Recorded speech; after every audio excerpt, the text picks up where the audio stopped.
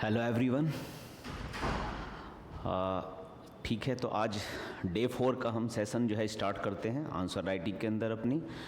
और आज जो है अवसंरचना से रिलेटेड एक क्वेश्चंस मैं लेकर आया हूँ।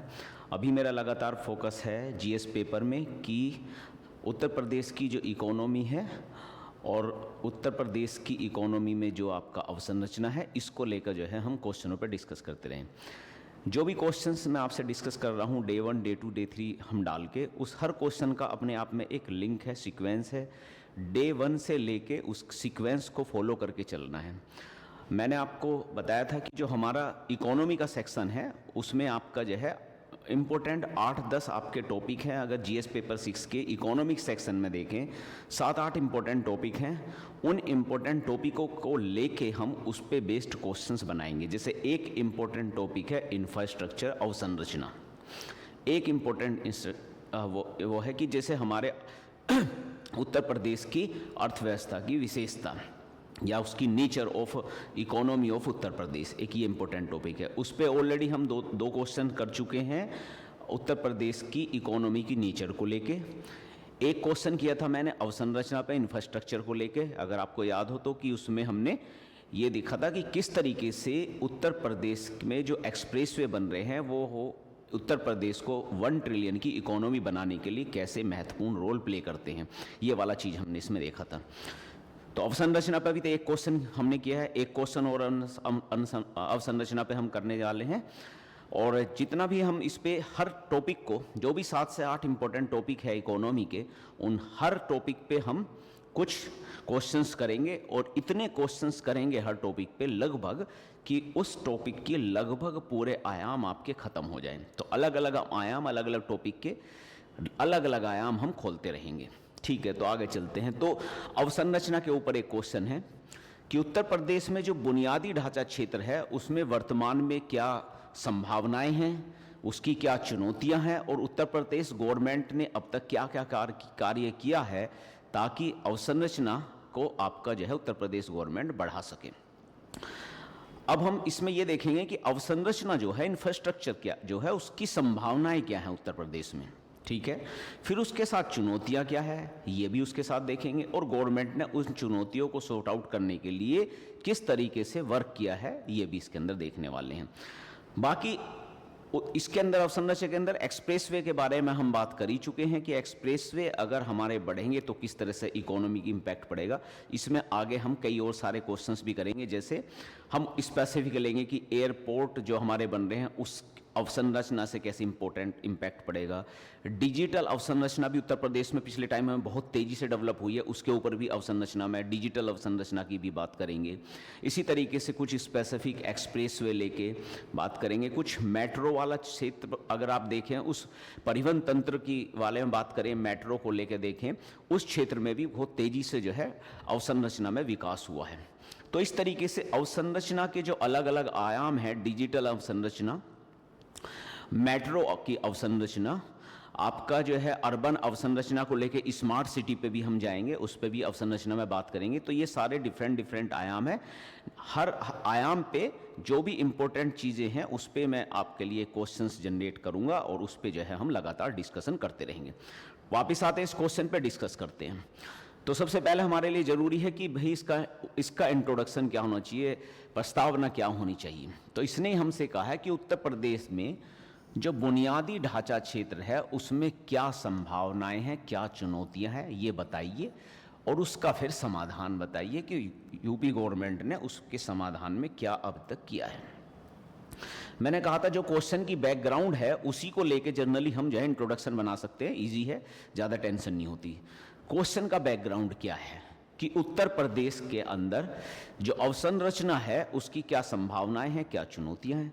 तो संभावनाएं और चुनौतियां क्या है उत्तर प्रदेश के अवसंरचना की, उसी को बेसिक में ले लेते हैं। उससे वो इंट्रोडक्शन भी हो जाएगा और क्वेश्चन का एक फ्लो भी आपका सीधा सीधा मेंटेन हो जाएगा। ठीक है, तो हम क्या कह रहे हैं कि देखो भाई, उत्तर प्रदेश का लगभग 75% एरिया ऐसा है जो कि बिल्कुल प्लेन है, गंगा का प्लेन है स्पेशली। तो जब गंगा का प्लेन अवेलेबल है तो उसके ऊपर अगर संभावना वाली कंडीशन है तो काफ़ी चीज़ों में संभावना होगी, क्योंकि पर्याप्त कार्यशील जनसंख्या भी है और निवेश प्रोत्साहन की भी कंडीशन है। रीजन है क्योंकि आपका 75% वाला जो एरिया है वो गंगा का प्लेन एरिया है। गंगा के प्लेन एरिया में हम आराम से कोई भी अवसंरचना बना सकते हैं और उसको बनाने के लिए हमें निवेश भी इजीली मिल जाएगा और कार्यशील जनसंख्या भी इजीली मिल जाएगी। ठीक उस तरीके से हमारा चीज़ हो जाएगी। फिर लेकिन ये तो प्रबल संभावनाएं तो हैं, लेकिन साथ साथ में कई क्षेत्रीय विषमताएं, भ्रष्टाचार और कुछ प्राकृतिक समस्याएं, जैसे कुछ पर्टिकुलर एरिया में अगर आप देखें तो उत्तर प्रदेश के कुछ पर्टिकुलर एरिया में, जैसे पूर्वांचल वाले एरिया में देखेंगे तो बाढ़ आ जाता है। आप संरचना बना दो, आपने रोड बना दी, बाढ़ आई, उस पूरी रोड को जो है ख़त्म करके चली जाएगी। इस तरीके से आपकी जो है कुछ क्षेत्रीय असमानताएं भी हैं, कुछ आपका इसके अंदर आपका जो है जब अवसंरचना आता है उसमें भ्रष्टाचार की घटनाएं भी काफ़ी ज़्यादा मिलती हैं, तो इस तरह की चुनौतियाँ भी देखने को मिलती है हमें। तो अल्टीमेटली हमने एक पहले बेसिक वे में थोड़ा सा दिखा दिया कि भाई उत्तर प्रदेश में लगभग 75% एरिया में बिल्कुल प्लेन एरिया है। संभावनाएं बहुत ज़्यादा हैं, क्योंकि अगर हम प्रॉपर आपका जो है निवेश करें तो आराम से इंफ्रास्ट्रक्चर को बनाया जा सकता है। लेकिन भ्रष्टाचार जैसी स्थिति, प्राकृतिक आपदा जैसी स्थिति और क्षेत्रीय असमानताएं डेफिनेटली कुछ चुनौतियां हमारे लिए क्रिएट करती हैं। इस तरह का आपका जो है हम लेके एक इंट्रोडक्शन बना सकते हैं। अगर हम ये इंट्रोडक्शन ना चाहे तो हम दूसरा इंट्रोडक्शन भी इसमें कुछ और इंट्रोडक्शन भी ले सकते हैं अवसंरचना पे। हम ये कह सकते हैं कि अगर अवसंरचना के परिप्रेक्ष्य में देखें तो हम बैकग्राउंड में ऐसा भी जा सकते हैं कि देखो उत्तर प्रदेश में आपका 75% एरिया है जिसमें अवसंरचना हो सकती है। हमारे यहाँ तेजी से अवसंरचना डेवलप हो गई, जैसे तेहरा हमारे पास लगभग आपका 13 आपके एक्सप्रेसवे हैं, हमारे पास 21 एयरपोर्ट्स आपके बन रहे हैं, बहुत सारे एरिया में आपका मेट्रो और रैपिड रेल आपकी चल रही है। तो इस तरह की, और आपका जो है जो हमारे स्मार्ट सिटी का मिशन है 100 स्मार्ट सिटी के मिशन में, उसमें से 13 स्मार्ट सिटी उत्तर प्रदेश में ही जो सबसे ज़्यादा है। और एनर्जी के अवसंरचना में, डिजिटल अवसंरचना में उत्तर प्रदेश तेज़ी से काम कर रहा है। इस तरीके की बैकग्राउंड भी लेके हम कर सकते हैं। तो इंट्रोडक्शन ये भी हो सकता है, इंट्रोडक्शन उस तरह के इंफॉर्मेशन को लेके जिसमें हम पूरी इंफ्रास्ट्रक्चर का एक पिक्चर दे दें, एक इंफ्रास्ट्रक्चर की, उत्तर प्रदेश के इंफ्रास्ट्रक्चर की एक पिक्चर दे दे कि भाई तेहरा एक्सप्रेसवे है हमारे पास, हम कह दें 21 एयरपोर्ट हैं हमारे पास इस टाइम, हम कह दें तेहरा हमारे पास स्मार्ट सिटी के अंदर जो है सिटी बन रहे हैं, हम कह दें हमारे पास RRTS भी है उत्तर प्रदेश में, और साथ में आपके जो है जैसे लखनऊ, इलाहाबाद, मेरठ जैसे एरिया में हमारा ट्रेन वाला सिस्टम भी आपका तेज़ी से डेवलप हो रहा है, और बुंदेलखंड जैसे एरिया में सोलर एनर्जी का भी हम तेज़ी से अवसंरचना डेवलप कर रहे हैं। तो इस तरह की ये सब हमारी क्या हैं, ये सब आपकी अलग अलग अवसंरचना है। डिजिटल अवसंरचना का भी थोड़ा सा बात कर सकते हैं। तो मेन 4-5 अवसंरचना का एक बेसिक बैकग्राउंड भी दे सकते हैं कि इतनी सारी अवसंरचनाएं उत्तर प्रदेश में तेजी से डेवलप हो रही है, और फिर आगे बढ़ सकते हैं कि लेकिन इन अवसंरचना के डेवलप होने में काफ़ी सारी संभावनाएं भी हैं और उसके साथ साथ चुनौतियां भी हैं, और फिर आपका समाधान भी है। इस तरीके से पूरा क्वेश्चन भी फ्लो में चल सकता है। ठीक है, तो प्रस्तावना हमारी खत्म होती है। प्रस्तावना के बाद हम जो है चलते हैं कि किस तरह की आपकी जो है संभावनाएं हमारे पास है। तो संभावनाएं कौन कौन सी हैं, क्यों संभावना है उत्तर प्रदेश के पास कि वो बहुत बड़ी अवसंरचना बना सकता है अगर उसे बस गवर्नमेंट उसमें एक्शन लेना चालू कर दे। तो सबसे बड़ी संभावना तो ये है, क्योंकि देखो कहीं भी अवसंरचना कब डेवलप होगी, जब वहाँ अवसंरचना की जरूरत होगी, उस अवसंरचना से रिटर्न क्रिएट होगा, तभी अवसंरचना डेवलप होगी। तो सबसे बड़ी बात तो उत्तर प्रदेश की सबसे बड़ी चीज़ ये है कि भाई जनसंख्या है, और वो भी कार्यशील जनसंख्या। तो जब बड़ी जनसंख्या है, बड़ी कार्यशील जनसंख्या है, तो उसको एक बड़ी अवसंरचना चाहिए, और एक बड़ी अवसंरचना की संभावना भी है। तो उत्तर प्रदेश में लगभग 56 to 58% जनसंख्या ऐसी है जो कि कार्यशील जनसंख्या है। इस कार्यशील जनसंख्या, इतनी बड़ी कार्यशील जनसंख्या होने की वजह से अवसंरचना को डेवलप करने की संभावनाएं बहुत ज़्यादा हैं, क्योंकि जब अवसंरचना डेवलप होगी तो उससे रिटर्न होना चाहिए। जैसे हमने एक रोड बना दिया, एक एक्सप्रेसवे बना दिया, तो उस एक्सप्रेसवे के बनने से अगर कार्यशील जनसंख्या ज़्यादा होगी, बहुत सारी जनसंख्या उस एक्सप्रेसवे पे चलेगी, तभी तो टोल टैक्स देगी और तभी उस टोल टैक्स से उस अवसंरचना खर्चा वापस निकलेगा, तभी कोई कंपनी आके एक एक्सप्रेसवे बनाएगी। इसलिए उत्तर प्रदेश में एक्सप्रेसवे बनाने की होड़ लगी हुई है पीपीपी मॉडल पे, क्योंकि किसी भी प्राइवेट सेक्टर को ये मालूम है कि अगर आपने एक्सप्रेसवे बनाया तो उस एक्सप्रेसवे पे टोल टैक्स कलेक्शन खूब जबरदस्त होने वाला है। इसीलिए संभावनाएं तो पूरी हैं अवसंरचना के डेवलप होने की जनसंख्या की वजह से। भौगोलिक अनुकूलता भी मैंने ऊपर बात की थी आपकी कि भाई गंगा का प्लेन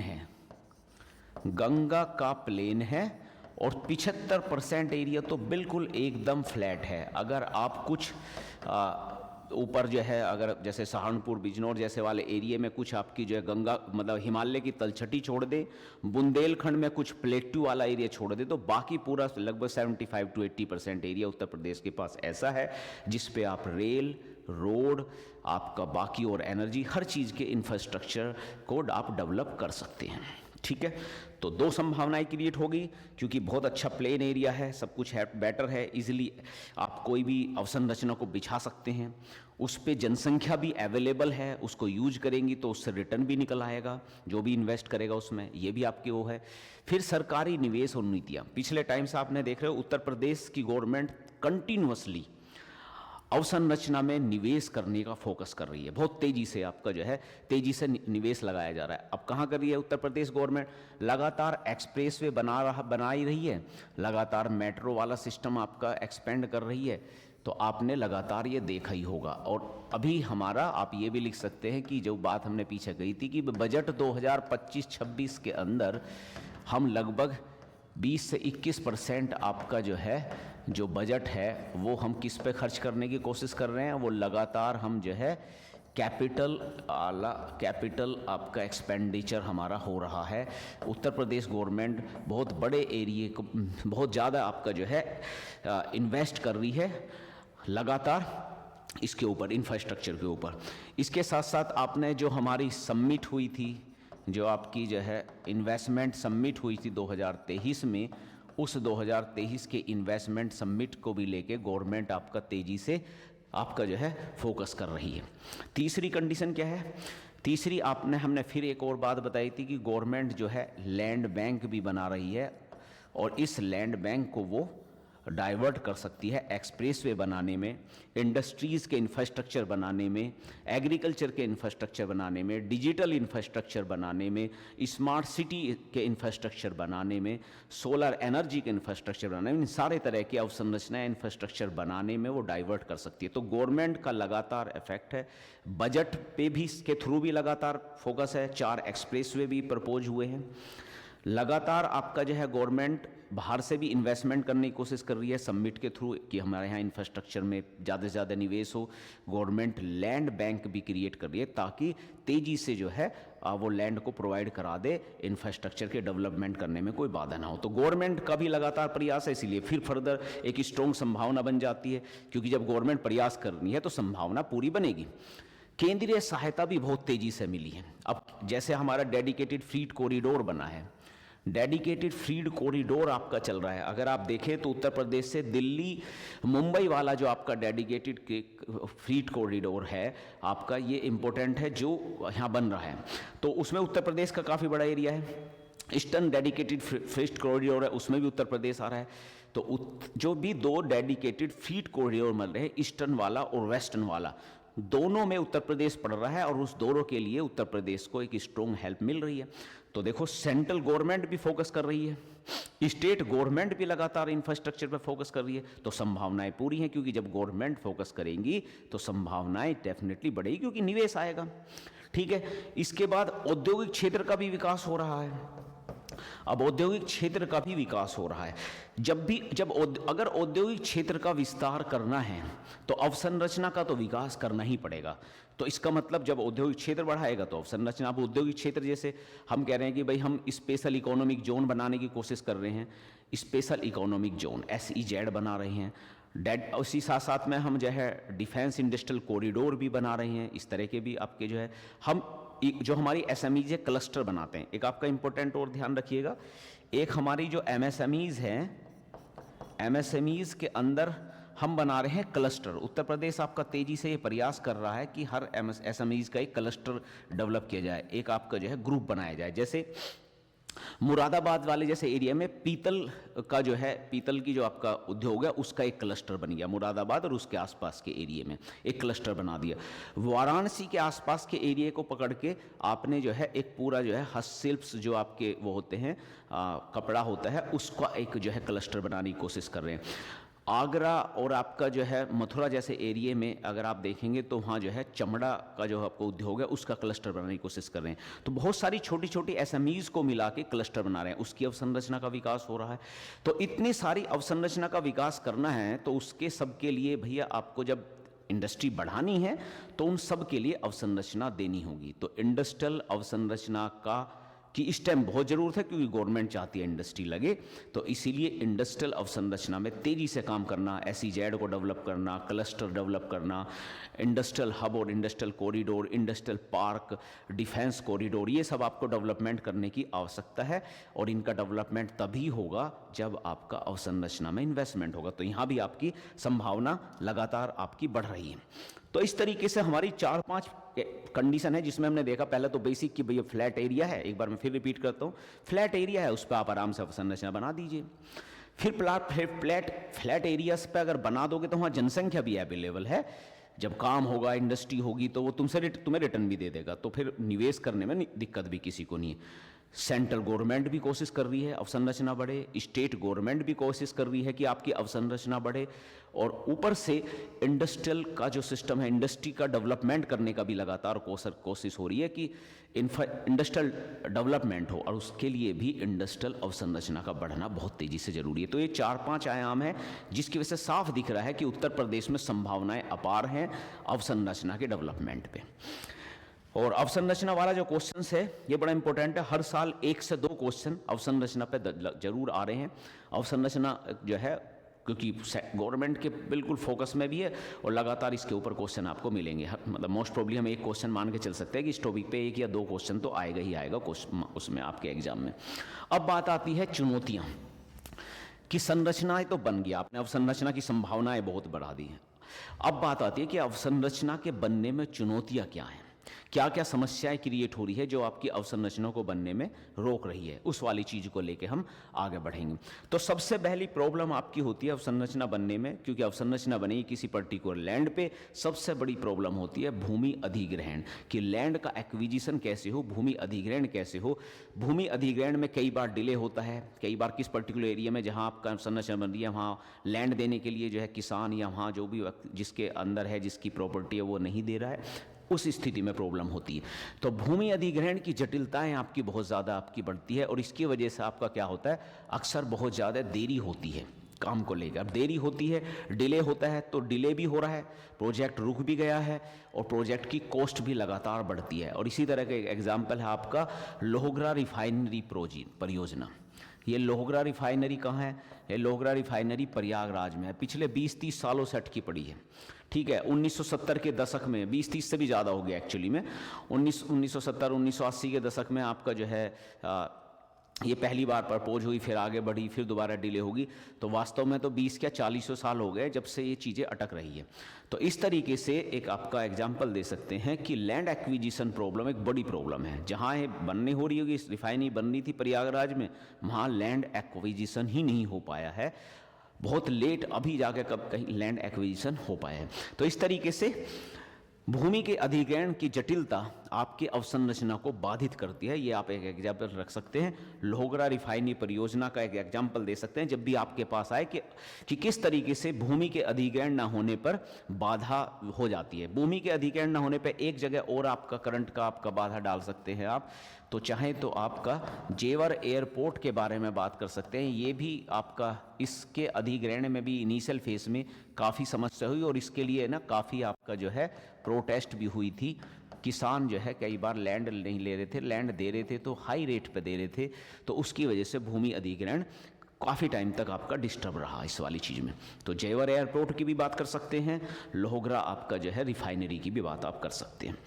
ठीक है, अब आगे क्या आता है फिर वित्तीय संसाधनों की कमी है कि भाई सबसे बड़ा प्रॉब्लम है निवेश कहाँ से लाए। इतनी बड़ी अवसंरचना, इतना बड़ा स्टेट है, लंबी अवसंरचनाएं क्रिएट करनी है, एक्सप्रेसवे, रोड्स, रेलवेज, इंडस्ट्रियल अवसंरचना, ये सारी डेवलप करने के लिए आसान नहीं होगी, तो आपको निवेश की चाहिए।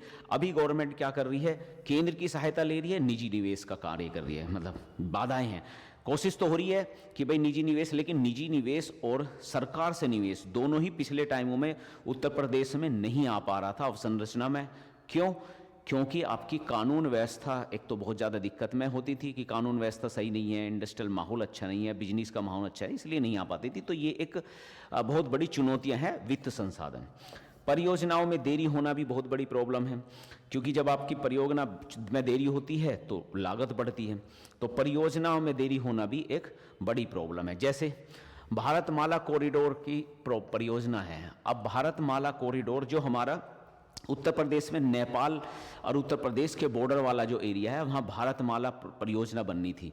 अब उस भारतमाला परियोजना में एक 4 लेन परियोजना बननी थी, वो आपका लगातार आपकी जो है डिले होती रही है, परियोजना मतलब डिले हो रही है, उस स्पीड पर नहीं आ रही है। तो एक तो हमने देखा कि लैंड एक्विजिशन की वजह से डिले होती है, लेकिन ये वाली जो भारतमाला जैसी परियोजना है, ये लैंड एक्विजिशन की वजह से डिले नहीं हो रही है, ये एक्चुअली में परियोजनाओं में देरी हो रही है। क्योंकि कई बार परियोजना इस तरह की कंडीशन क्रिएट होती है कि भाई वो जनहित के विरोध में हो जाती है। मान लिया आप जो है नेपाल और उसके बॉर्डर में बना रहे हो, तो उस तरह की जो भारतमाला प्रोजेक्ट बना रहे हो वहाँ क्या है कि आपको जो है वनों को काटना पड़ेगा।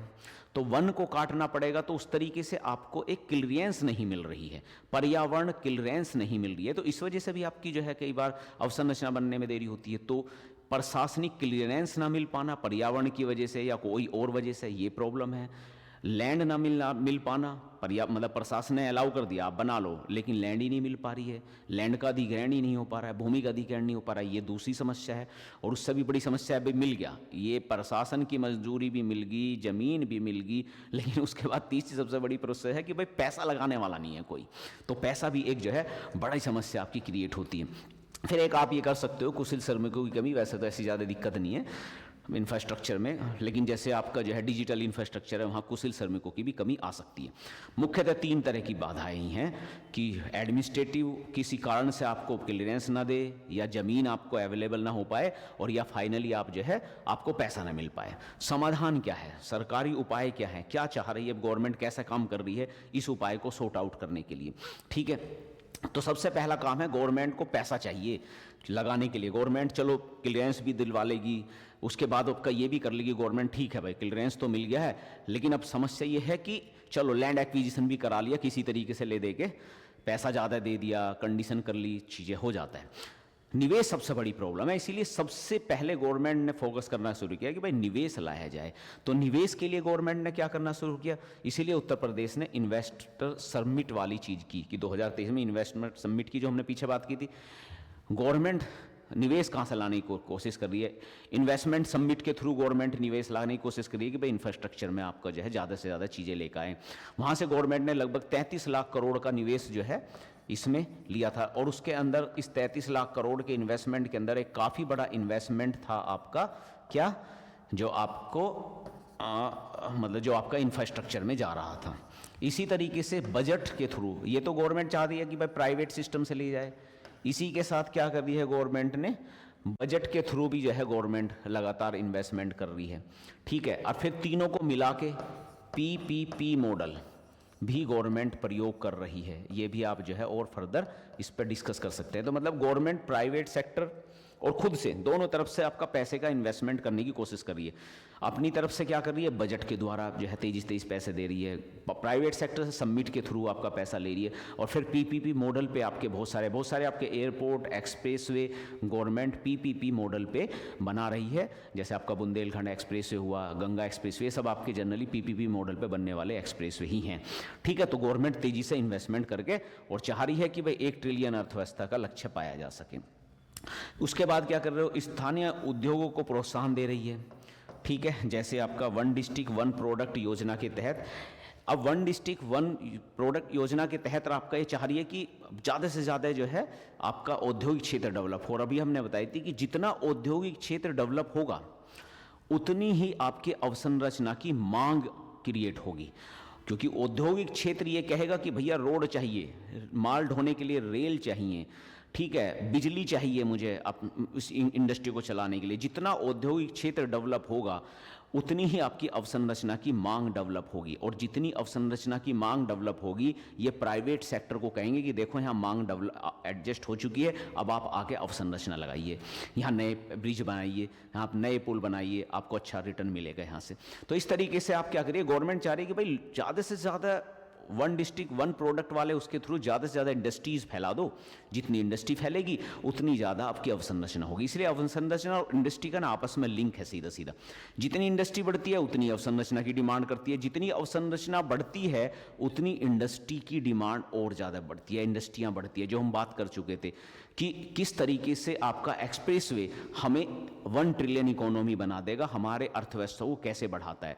तो अल्टीमेटली होता क्या है कि इंडस्ट्री और आपके अवसंरचना दोनों एक दूसरे के पूरक हैं, दोनों एक दूसरे को बढ़ाने का काम करते हैं। अवसंरचना बढ़ेगी तो इंडस्ट्री बढ़ेगी, इंडस्ट्री बढ़ेगी तो अवसंरचना बढ़ेगी, फिर अवसंरचना बढ़ेगी, फिर इंडस्ट्री बढ़ेगी। दोनों की आपस में साइकिल है, एक दूसरे को बढ़ाते हैं। तो जब यह कह रहे हैं यहाँ कि भाई अवसंरचना बढ़ाने के लिए गवर्नमेंट क्या कोशिश कर रही है, तो गवर्नमेंट डेफिनेटली इंडस्ट्री बढ़ाने की भी कोशिश कर रही होगी, और 1 डिस्ट्रिक्ट 1 प्रोडक्ट इसके लिए सबसे महत्वपूर्ण उत्तर प्रदेश की पहल हो जाती है। तो इंडस्ट्री बढ़ाने की कोशिश, निवेश बढ़ाने की कोशिश, और तीसरी कंडीशन है ईज ऑफ डूइंग बिजनेस। ये बात ये आपको लगातार करनी है। ईज ऑफ डूइंग बिजनेस, चाहे आपको अवसंरचना डेवलप करना हो, चाहे आपको इंडस्ट्री डेवलप करनी हो, चाहे आपको टैक्स कलेक्शन अच्छा करना हो, चाहे आपको उत्पादकता बढ़ानी हो, चाहे आपको कृषि में सुधार करना हो, चाहे आपको शिक्षा या आपका स्वास्थ्य में सुधार करना हो, लगभग सभी चीज़ों में या आपका जो है ईज इन डूइंग बिजनेस बड़ा इंपॉर्टेंट रोल प्ले करती है। और इसीलिए जो सिंगल विंडो क्लियरेंस प्रणाली है, ये सीधा इसको क्लियरेंस दे रहा है। मान लिया आपको एक्सप्रेसवे डेवलप करना है, ठीक है जी, लैंड बैंक के थ्रू दे देंगे आपको सिंगल क्लियरेंस से। इसी तरीके से आपका अगर आपको कोई मतलब सोलर प्लांट लगाना है तो एक सिंगल विंडो क्लियरेंस दे देंगे। आपको जो है इसी तरीके से कोई आपका मेट्रो इस तरीके चला रही है, सिंगल विंडो क्लियरेंस दे देंगे। तो चूंकि इजीली आपको मिल जाएगा तो कोई भी इन्वेस्टर यहाँ आके इन्वेस्ट करेगा अवसंरचना में। तो तीसरी इंपॉर्टेंट चीज़ है कि निवेश तो ला ही रहे हैं, लेकिन निवेश ला कर उसे ये भी दे रहे हैं, देखो जी आपका निवेश आप कर रहे हो, आप फटाफट आओ, हम आपको सिंगल विंडो क्लियरेंस से स्वागत करते हैं आपका, और आके आप बढ़िया तरीके से अवसंरचना को स्थापित करो, कोई दिक्कत नहीं आएगी। ठीक, तो ये भी जरूरी थी। फिर शहरी अवसंरचना विकास कर रहे हैं। एक चीज़ और समझिए कि उत्तर प्रदेश गवर्नमेंट जो है, मैंने अभी आपका शुरू में बात की थी कि शहरी अवसंरचना बहुत इंपॉर्टेंट है, क्योंकि जब शहरी अवसंरचना डेवलप होती है तो बाकी अवसंरचनाएं भी डेवलप होनी शुरू हो जाती है। क्योंकि शहर डेवलप होगा तो रोड भी डेवलप होगी, एक्सप्रेसवे भी डेवलप होगा, उसके आसपास एयरपोर्ट भी डेवलप होगा, उसके आसपास आपकी जो है बिजली का भी कुछ ना कुछ इंतजाम आपका डेफिनेटली क्रिएट होगा, इलेक्ट्रिसिटी बनने का, सोलर एनर्जी बनने का, इस तरह की चीज़ें भी हुई। उसके आसपास डिजिटल इंफ्रास्ट्रक्चर वाला सिस्टम भी बहुत आसानी से डेवलप हो सकता है, और उसके नियर अबाउट आपका जो एग्रीकल्चर वाला सिस्टम है, वहाँ एग्रीकल्चर इंफ्रास्ट्रक्चर भी तेज से डेवलप होता है। तो एक सिटी के अगर आपने एक शहरी अवसंरचना डेवलप कर दी है इस पर्टिकुलर एरिया में, तो उसके आसपास के एरिया के लिए ये एक इम्पल्स का काम करता है, ये एक इम्पल्स का काम करता है। मतलब इसकी वजह से बाकी सारे एरिया में बहुत जितनी भी अवसंरचना है वो सारी डेवलपमेंट होने की तरफ बढ़ना चालू हो जाएंगी। इसीलिए उत्तर प्रदेश गवर्नमेंट या कहीं भी आपका जो है अर्बन डेवलपमेंट होना बहुत ज़रूरी है। अर्बन डेवलपमेंट तेज़ी से आपकी अवसंरचना को आगे बढ़ाने में रोल प्ले करता है। अब इसमें स्मार्ट सिटी मिशन, अमृत मिशन, प्रधानमंत्री आवास विकास योजना, ठीक है, प्रधानमंत्री आवास विकास योजना हो गया, अमृत मिशन हो गया, इसी तरीके से आपका JNRUM मिशन है। ये सारे मिशन आपके जो हैं मिल के आपकी क्या कर रहे हैं, आपकी अर्बन डेवलपमेंट को क्रिएट कर रहे हैं। जितना आपका अर्बन अवसंरचना का विकास होगा उससे जुड़ी उसके आसपास की सभी हर तरह की अवसंरचनाओं का विकास होना चालू हो जाएगा। अर्बन अवसंरचना सबसे इंपॉर्टेंट अवसंरचना के रूप में जानी जा सकती है। तो इस तरीके से भी गवर्नमेंट क्या कर रही है कि अवसंरचना का विकास कर रही है। फिर कौशल विकास है कि भाई ठीक है, कुछ कौशल भी आपका डेवलप हो जाए ताकि अवसंरचना को बढ़ाया जा सके, ज़्यादा इंपॉर्टेंट पॉइंट नहीं है, ठीक है। तो इस तरीके से हमें जो है अब आते हैं इसके कंक्लूजन पे। हमने जो है पढ़ लिया क्या संभावनाएं हैं, संभावना खूब अपार थी। हमने ये भी पढ़ लिया कि चैलेंज क्या है, 3 इंपॉर्टेंट चैलेंज थे। और फिर हमने ये भी पढ़ लिया कि अल्टीमेटली अब किस तरीके से जो है इस चैलेंज से हम बाहर आ रहे थे। अब आप आ जाते हैं कंक्लूजन पे। एक इम्पोर्टेंट रिपोर्ट है वाणिज्य मंत्रालय की 5वीं एलईडी रिपोर्ट है, 2024 की एलईडी रिपोर्ट हमने पीछे प्री में भी पढ़ी है। और ये रिपोर्ट है, इसमें उत्तर प्रदेश को कहाँ डाला गया है, अचीवर कैटेगरी में डाला गया है, ठीक है, में स्थान प्राप्त हुआ है। तो इस कदम से क्या कर रहा है, इस कदम से उत्तर प्रदेश अपनी अवसंरचना और अपनी आत्मनिर्भरता की तरफ बढ़ रहा है। ये इंपॉर्टेंट है क्योंकि लीड्स रिपोर्ट्स आपकी इंफ्रास्ट्रक्चर डेवलपमेंट का एक पैमाना है। लीड ये बताती है कि आपकी इंफ्रास्ट्रक्चर डेवलपमेंट में आप क्या कर रहे हैं, और लीड रिपोर्ट के अकॉर्डिंग उत्तर प्रदेश अचीवर में है, मतलब बहुत तेज़ी से आपका जो है अवसंरचना का विकास करने की कोशिश कर रहा है। ये आपका जो है डाटा और फैक्ट देगा उत्तर प्रदेश के बारे में, आप इसको कंक्लूड कर सकते हैं। Okay, thank you.